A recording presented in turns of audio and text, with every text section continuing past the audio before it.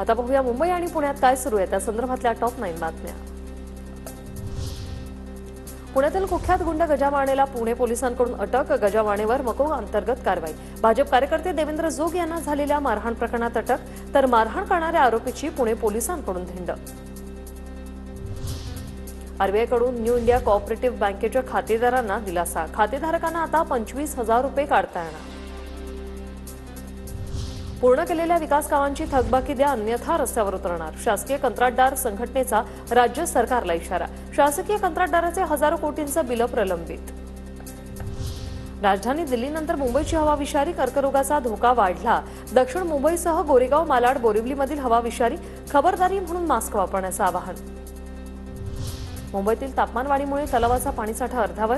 शहराला पाणीपुरवठा करणाऱ्या तलावांमध्ये 7,47,436 दशलक्ष लिटर पाणीसाठा। पुण्यात 37 अंश सेल्सिअस कमाल तापमानाची नोंद। पुढील 2 दिवसात तापमान अधिक वाढण्याची शक्यता। हवामान खात्याचा अंदाज। पीओपी मूर्ती कारागिरांची न्यायालयात जाण्याची तयारी। पीओपी बंदीच्या निर्णयाविरोधात बाजू मांडण्यासाठी पुन्हा न्यायालयात धाव घेण्याचा निर्णय। बंदीऐवजी वेगळे पर्याय उपलब्ध करण्याची मागणी। राज्यातील शिक्षक भरतीच्या जाहिरातींसाठी 28 फेब्रुवारीपर्यंत मुदतवाढ।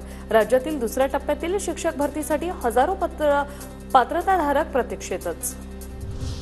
मुंबई विद्यापीठात आता एकाच वेळी 2 पदव्या घेता येणार। दुहेरी पदवी अभ्यासक्रमासाठी मुंबई विद्यापीठाचा पुढाकार। दुहेरी पदवीसाठी मुंबई विद्यापीठाचा 4 विद्यापीठांशी करार।